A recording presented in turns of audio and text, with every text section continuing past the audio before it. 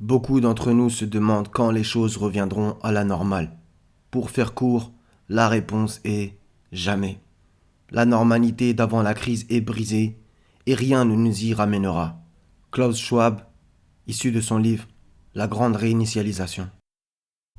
Paix sur vous tous, je vais faire une vidéo concernant les conséquences de ce qui se passe en ce moment. Donc après cet extrait de Klaus Schwab, on va un petit peu poursuivre avec des articles et aussi par la lecture de certains passages du livre de Klaus Schwab, La grande réinitialisation. Je voudrais dire à tous les gens qui ne sont pas spécialement prêts mentalement ou qui sont un petit peu fragiles de bien vouloir quitter la vidéo parce que ça risque d'être quand même assez cru. Donc on va continuer par quelques extraits du livre de Klaus Schwab. Ensuite, on va aller dans des articles concernant ce qui se passe en ce moment, c'est-à-dire des gens qui parlent des conséquences, par exemple, sur les anciens, sur les enfants, sur la population en général. Et je vais faire un petit récapitulatif à propos du mot, par exemple, de la muselière, puisqu'en vérité, il y avait des choses là-dessus. Donc, je cite, c'est notre moment décisif. Nous allons devoir faire face à ces retombées pendant des années. Et beaucoup de choses changeront à jamais. Elle entraînera des perturbations économiques d'une ampleur monumentale, créera une période dangereuse et instable sur de multiples fronts, politique, social, géopolitique, suscitera de profondes préoccupations environnementales et développera également l'étendue, pernicieuse ou non, de la technologie dans nos vies. Je cite encore, un monde nouveau va émerger et il nous faut à la fois en imaginer et en dessiner le contour. Donc, je vous mettrai le PDF dans les commentaires et dans la description du livre de Klaus Schwab, La grande réinitialisation, important et intéressant à lire. Donc, muselière à l'école, priver les enfants de nos visages est une déshumanisation. De Marie-Estelle Dupont, etc. Elle dit pas mal de choses super intéressantes. S'opposer fermement au port de la muselière chez les enfants et les ados n'est pas un reliquat de sentimentalisme permissif. Ce n'est pas de la naïveté, c'est de la conscience. On va voir que justement, ça découle sur pas mal de choses puisque ça va perturber les enfants sur plein de trucs. Et pour ceux qui en ont, vous le savez en vérité. Donc je cite, après 18 mois de crise, nous peinons à avoir les chiffres des mots que nous nous accordons tous à constater lorsque nous sommes au contact d'enfants. Donc cette dame, Marie-Estelle Dupont, il y a plusieurs articles de sa part. Les mineurs sont une population pour laquelle en temps de guerre il existe des règles, des conventions. Dans l'inédit du Coco, le temps pour penser de quelle façon nous les protégions au mieux des bouleversements sans pour autant les laisser dans l'ignorance de ce qui se passe autour d'eux est essentiel. Mais ce temps a été évincé. Les besoins des mineurs ne sont pas négociables contrairement à nos désirs. Leurs besoins constituent nos devoirs. Donc il y a pas mal de gens qui parlent de qu'est-ce que ça donne sur le fait qu'ils ne voient plus les visages des adultes, etc. Le fait d'être séparés, blablabla. On pourrait discuter longtemps. Donc ça a des gros dégâts. Dans tous les départements et tous les milieux sociaux, les adultes qui fréquentent les enfants et des ados constatent les dégâts, particulièrement en ville, bien sûr. Donc elle va donner aussi d'autres choses. Les pensées suicidaires et les passages à l'acte ont également augmenté chez les 16-24. Des jeunes qui ne peuvent se projeter ni dans le travail, ni dans les relations, ni dans une parentalité future, comme le rappelait récemment un sondage. À propos, encore une fois, des enfants. Les retards de parole, dépression, troubles alimentaires, troubles anxieux et du sommeil, phobie, TOC, obsessions liées à la maladie ou aux rituels hygiénistes sont légion. L'augmentation de la prise de psychotropes, explosion des demandes de consultation et la multiplication des hospitalisations en témoignent, jusqu'à 6 fois plus dans certains services de pédopsychiatrie. Donc c'est vraiment violent. On va continuer encore une fois par un PDF. Je vous mettrai tous les liens par rapport à l'impact de la truc sur la santé mentale des étudiants à Rennes en France. Donc parmi les étudiants interrogés, 784 ont répondu au questionnaire. Taux de participation de 18,4. Les résultats ont été redressés pour être représentatifs de la distribution par sexe des étudiants. Les signes d'une détresse psychologique ont été retrouvés chez 60,3% des étudiants interrogés. Intervalle de confiance à 95%. Un étudiant sur 5 présentait des symptômes de dépression et 37,7 des symptômes d'anxiété. Plus d'un étudiant sur 2 présentait des signes de solitude et près d'un quart bénéficiait d'un faible soutien social. Les femmes étaient davantage à risque de détresse psychologique et de symptômes d'anxiété comparativement aux hommes. Paradoxalement, il y a des gens qui, dans cette époque, dans cette situation, dans cette crise, appelez ça comme vous voulez, ils y ont vu quelque chose de bien, ils sont restés à la maison, ils ont pu étudier, ce qu'ils n'avaient des fois pas le temps ou pas l'envie. ils se sont informés, réinformés, au lieu d'être désinformés. Donc il y a eu quand même un stade d'éveil, de réveil plutôt. Et voilà, même si on va pas se mentir, se réveiller dans ces conditions, c'est comme se prendre un seau d'eau sur la tête pendant que tu es en train de dormir. Donc vraiment, ça a dû être brutal. Alors que si tu l'avais fait avant, on va dire, c'était un petit peu plus simple. Le monde tournait d'une certaine manière. Là, c'est dans la douleur que tu as en plus pris conscience de certaines choses. Ça devait être vraiment pas simple. Maintenant, voilà, ils ont leur cheminement, etc. Je leur souhaite le meilleur et bien sûr de revenir au Seigneur. Mais bon, maintenant, chacun fait comme il veut. Donc voilà, ça aussi, c'est que dans le mal, voilà, des gens y ont trouvé un bien. Et au final, le Seigneur guidait certains.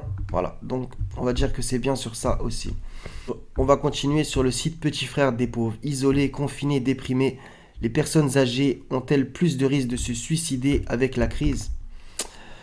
Donc, l'envie d'en finir. De tout temps, les personnes âgées de plus de 65 ans ont toujours été la population la plus à risque de décès par suicide. En 2016, 2695 personnes âgées se sont donné la mort, ce qui correspond à 31% du total des suicides. Mais depuis la crise, il semble que ce phénomène d'idées suicidaires prenne de l'ampleur chez tous les Français, et plus particulièrement chez les plus âgés. Donc ça, je vais me permettre d'en placer une. C'est que, bah voilà, les EHPAD, etc., le Rivotril que vous connaissez, qui s'est passé, et il y a encore plein d'autres choses. Bien évidemment, ça doit, je pense, tous nous rendre tristes. Et l'isolement des anciens, voilà, ça se passait pas vraiment comme ça à une certaine époque. On va dire que cette société nous a individualisés. On est dans l'individualisme, dans l'ego, dans le moi-je. Chacun pense plus ou moins qu'à sa gueule, etc. Ça a donné un petit peu ce genre de choses. Et le système en profite, te donne une prétendue solution. Et au final, les anciens se sentent pas forcément à leur place. Surtout que le monde a énormément changé. En 50 ans, voilà, c'est plus du tout le même monde. Et du coup, les anciens, ils ont peut-être du mal à vivre toutes ces transitions, ces accélérations énormes, que ça soit de la technologie, des mentalités, des façons de vivre, etc. Donc que nos anciens finissent dépressifs et que nos enfants finissent complètement bizarres des fois à cause de ce qui est en train de se passer, ça veut tout dire. Donc tu as les deux opposés, les très très jeunes, les très très anciens, qui sont, voilà, qui sont très très atteints. Et nous, entre les deux, voilà, qu'est-ce que aussi on va faire, la génération, on va dire, d'entre les deux, pour justement nous en sortir déjà, premièrement, au mieux s'entraider, ne pas s'entretuer, c'est ce qu'ils veulent. Et donc voilà, donc essayer d'aider ces deux catégories qui sont, on va dire, les extrêmes au niveau de l'âge, parce que c'est important. Si tu t'en fous de tes enfants dans un peuple, il va rester quoi dans le futur? Si aussi tu méprises les personnes, les anciens, qu'est-ce qui va rester aussi de la mémoire collective? Parce que voilà, grossièrement, les anciens, c'est eux qui t'apprennent la vie, etc. Ils ont beaucoup plus d'expérience. Voilà. Donc, comme on dit, nous, on a été éduqués personnellement à respecter les anciens. Chose que des fois, justement, dans cette nouvelle génération, pas tous qu'on se comprenne, euh, ça s'est un petit peu perdu de plus en plus. Et déjà, moi, rien qu'à mon âge, par rapport à ceux qui sont déjà plus anciens, ça s'était déjà quand même perdu. Le respect, etc., toutes ces valeurs importantes commencent à perdre de la vitesse, à perdre du terrain par rapport au mépris, à la violence, etc. J'espère que, j'espère que je m'exprime correctement pour pas en blesser certains, etc. Je pense que cette situation, au final, ce genre de choses, personnellement, ça m'attriste. J'espère aussi que c'est votre cas. Que voilà, au final, l'isolement, la dépression qui touche les personnes anciennes, voilà, des fois, ils ont même plus le courage d'aller faire les courses ou ils peuvent même plus, quoi qu'il arrive, à cause de leur santé, etc. Donc, on reprend l'article. Nous avons constaté une hausse d'appels de personnes qui exprimaient des tendances suicidaires, surtout en fin d'année. Voilà, ça aussi, donc les fêtes de fin d'année, ça aussi, de les passer seuls, etc. Comparé à justement l'ancienne génération, voilà, c'était quelque chose qui était ultra important.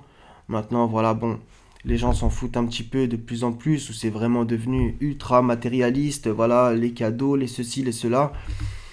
Et du coup, c'est très connu que pendant les fêtes de fin d'année, à la fin d'année, voilà, les gens ils se sentent ultra déprimés s'ils passent ces moments seuls, voilà. Donc je pense qu'on a des solutions, bien entendu, bah, de les passer par exemple avec eux, etc., s'ils sont de notre famille ou pas. Notre rapport sur l'isolement des personnes âgées et les effets du confinement, publié en juin 2020, a aussi révélé que le confinement a géré un impact négatif sur la santé mentale pour 41% des personnes âgées, etc. Donc, pensées suicidaires en hausse pendant le très-confinement. 720 000 personnes âgées n'avaient eu aucun contact avec leur famille durant le premier confinement. Vous imaginez? Et j'ai même vu des trucs de ouf. Donc là, on va regarder justement un témoignage. Le confinement, c'est très triste. Je me sens seul. Personne ne vient me voir. Je tourne en rond dans ma chambre. Les journées sont interminables. Témoigne Claudette, 87 ans. Voilà, deux témoignages. Je suis tellement seul. Je tourne en rond comme un animal en cage. Cette solitude extrême, ils finissent par ne plus la supporter. L'absence de lien social contribue beaucoup à la dépression chez le sujet âgé. La plupart sont dans le moment présent avec peu de projections dans le futur. Donc voilà, donc c'est un article quand même assez triste, mais on va continuer à propos du très confinement. Une hausse des syndromes dépressifs, surtout chez les 15-24. Donc vous voyez, c'est ça le truc, c'est que toutes les populations sont touchées, toutes les tranches d'âge. En mai 2020, à l'issue du premier, on s'est compris, 13,5% des personnes âgées de 15 ans ou plus vivant en France présentent un symptôme dépressif, soit presque une personne sur 7. La prévalence de syndrome dépressif est en hausse de 2,5 points par rapport à 2019. Il y a d'autres choses à lire dans cet article si ça vous intéresse. Je vais un petit peu, on va dire, regarder d'autres choses. Donc c'est par rapport à l'étymologie du mot de la muselière. Vous m'avez compris, vous le voyez à l'écran, et tout ce que tout le monde met dans la rue. Donc, je l'avais déjà fait, mais bon, c'est bien, je pense, de reparler de tout ça. De l'italien machera, d'un radical pré-roman masca noir, d'où masca en latin tardif, signifiant muselière, on s'est compris, et aussi sorcière ou spectre et démon. Donc là, c'est carrément ouf. Donc c'est comme s'il disait, balade-toi avec ta sorcière, ton spectre ou ton démon, en vérité. Vous voyez, quand on décode, c'est vraiment violent. Littré rejette l'hypothèse avancée par certains que le mot est tiré de l'arabe. On va justement regarder un verset où il y a ce mot. Dénaturation, faux visage, trucage. Ok. Peut-être de l'ancien Occident, masca, sorcière. Donc ça va, quoi qu'il arrive, dans un mauvais sens. Il y a un mot dans la Bible qui ressemble particulièrement, c'est ce mot, je vous le mets. Massacre. Honnêtement, on ne peut pas faire mieux. Définition, inversement, une libation, etc. Tissu, couverture, voile, étoffe, tissé. Et voilà, donc il a été traduit en vérité, vous allez voir. Donc c'est par exemple au passage du veau d'or en vérité. Et fit un veau en fonte. Le mot fonte, c'est ça, c'est le mot. Massacre. Donc vous voyez que il y a quand même, encore une fois, des choses très très spéciales. On va continuer avec un autre mot aussi qui ressemble, celui-là. Masver. Masveh. Donc qui traduit par un voile, et bah celui-là il est présent dans 3 versets et c'est quand Moïse, voilà, il lui mit un voile sur son visage. Parce que quand Moïse entrait devant l'Éternel pour lui parler, il ôtait le voile, voilà. Moïse remettait le voile sur son visage jusqu'à ce qu'il entrât pour parler avec l'Éternel. Donc c'est un petit peu différent, mais voilà. On va passer à la sourate 36, verset 67. Bismillah. Donc traduction du verset. Et si nous voulions, nous les métamorphoserions sur place. Alors ils ne sauront ni avancer ni revenir. Donc c'est le mot métamorphoserion ici qui est le mot la masarnahum, d'accord. Donc comme on le voit ici, je vous surligne en vérité, voilà. Comme je vous l'ai dit, donc c'est littré quelqu'un qui avait fait un dictionnaire qui avait pensé, qui avant cette hypothèse, que ça vient de ce mot en arabe qu'on retrouve dans le Coran et qui veut dire quelque chose d'intéressant. Nous les transformerions. Vous imaginez, donc, est-ce que justement les gens ne sont pas transformés depuis tout ça? Ça va quand même pile poil dans le sens. On va continuer avec le PDF de Klaus Schwab, que je vais vous mettre encore une fois. Donc, The Great Reset, j'ai pris quelques extraits pour qu'on les lise ensemble. Donc, à propos de la famine, pour toutes ces raisons, c'est presque un pléonasme d'affirmer que les dommages infligés par la pandémie aux États fragiles et en déliquescence seront beaucoup plus profonds et durables que dans les économies les plus riches et les plus développées. Elle dévastera certaines des communautés les plus vulnérables du monde. Dans de nombreux cas, le désastre économique déclenchera une certaine forme d'instabilité politique et des flambées de violence car les pays les plus pauvres du monde seront confrontés à deux problématiques. Premièrement, l'effondrement des échanges commerciaux et des chaînes d'approvisionnement causées par la pandémie provoquera une dévastation immédiate comme l'absence de transfert de fonds ou une aggravation de la famine. Donc ça, ce n'est pas du complotisme. Ça, c'est quelqu'un qui travaille au Forum économique mondial de Davos. Et c'est lui qui le dit, qui l'écrit dans son livre. Donc, vous voyez, vous pouvez aussi leur retourner ce genre d'arguments aux gens. Et deuxièmement, en aval, ils subiront une perte d'emploi et de revenus grave et prolongée. Voilà pourquoi le truc mondial est capable de faire des ravages dans les pays les plus pauvres du monde. C'est là que le déclin économique aura un effet encore plus immédiat sur les sociétés. Dans de vastes régions d'Afrique subsaharienne en particulier, mais aussi dans certaines régions d'Asie et d'Amérique latine, des millions de personnes dépendent d'un maigre revenu quotidien pour nourrir leur famille. Tout confinement ou crise, on s'est compris, engendré par le coco, pourrait rapidement créer un désespoir, un désordre généralisé, pouvant déclencher des troubles massifs avec des répercussions mondiales. Les implications seront particulièrement préjudiciables pour tous les pays pris au milieu d'un conflit. Pour eux, la pandémie va inévitablement perturber l'assistance humanitaire et les flux d'aide. Elle limitera également les opérations de paix, soi-disant, et reportera les efforts diplomatiques visant à mettre fin au conflit. Je vais parler de 2-3 sujets encore une fois. Donc, robots, IA et mort. Donc, que j'ai déjà plus ou moins détaillé. Il y a des gens qui sont très calés. Je vous invite à, si c'est par exemple en livre ou en vidéo, à regarder tout ça. Donc, puisqu'en vérité, c'est en lien par rapport à le nouveau monde. Comme il a dit justement, un nouveau monde va émerger. Donc, le monde d'après, après qu'on se comprenne, c'est ce que eux, ils prévoient, qui planifient. Mais voilà, ils n'ont pas possession de tout, ils ne contrôlent pas tout. C'est Dieu qui est aux commandes, qu'on se comprenne. Voilà. Et le plan du Seigneur englobe le plan des satanistes pourriture. Donc, robots, ça c'est leur désir. Selon toute vraisemblance, la récession induite par la pandémie va déclencher une forte augmentation du remplacement de la main-d'œuvre. J'ai fait une vidéo là-dessus, l'homme remplacé. Ce qui signifie que le travail physique sera remplacé par des robots et des machines, entre parenthèses, intelligentes, ce qui à son tour provoquera des changements durables et structurels sur le marché du travail. À propos de l'IA, à l'époque pré-pandémie de nouvelles technologies basées sur l'IA ont été progressivement introduites pour automatiser certaines des tâches effectuées par les employés humains. La crise de la, on s'est compris, et les mesures de distanciation sociale qui l'accompagnent a soudainement accéléré ce processus d'innovation et de changement technologique.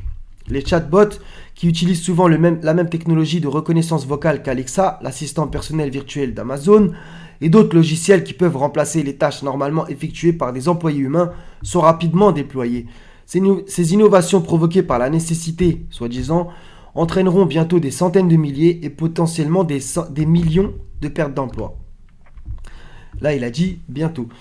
À propos des morts, aux États-Unis, les récessions tuent en effet beaucoup de gens parce que l'absence ou la nature limitée de tout filet de sécurité sociale met leur vie en danger. Ça, c'est quand même un discours. Comment, lorsque les gens perdent leur emploi sans aide de l'État et sans assurance maladie, ils ont tendance à, entre parenthèses, mourir de désespoir par suicide, overdose ou alcoolisme, comme le montre et analyse de manière approfondie Anne Case et Angus Deaton. Donc il y a énormément d'autres choses dans ce PDF. Il y a 223 pages. Donc si vous voulez, voilà, vous le lirez. Je pense qu'il y a des choses intéressantes à comprendre. Donc résumé, plus de suicides, des enfants qui ont des troubles, des jeunes aussi, toutes tranches d'âge en vérité plus ou moins touchées, les anciens qui se sentent isolés, déjà encore plus peut-être que depuis un certain temps que ça commence à exister ce phénomène de l'isolement des anciens, etc. Voilà, sans compter les égrégores négatifs à propos de la muselière, couvre-feu, etc. La vague, le flot, le tsunami, le raz-de-marée, ça aussi j'en avais parlé. Tout ça, ce sont des langages qui en vérité te ramènent à l'écriture, etc. Donc voilà, donc il y a encore plein de choses sûrement à dire. Je voulais faire plus ou moins entre guillemets court. Donc les conséquences sont désastreuses et c'est que le début, ça fait même pas 2 piges. Donc voilà, si vous avez envie de voir un film, si vous n'avez pas envie, vous faites ce que vous avez à faire, bien sûr. Il y a le film Songbird qui pourrait être intéressant à prendre en compte. Il y en a plein d'autres. Le livre 1984, Le meilleur des mondes, etc. On va pas rabâcher ce que, en vérité, je pense, tout le monde sait. Il y a plein d'autres choses encore à dire. N'hésitez pas si vous avez des infos, etc. Donc les conséquences, encore une fois, sont désastreuses.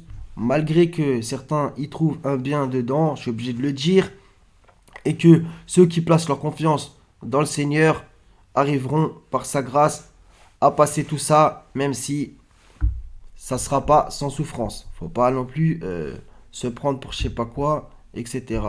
Je suis obligé de le dire un peu aussi. Confiance en Seigneur ne veut pas dire que tu vas pas être éprouvé. Voilà les frères et sœurs, donc soyez tous bénis. Paix sur les envoyés, louange à Allah, Seigneur des mondes. À la prochaine si Dieu veut. Selem.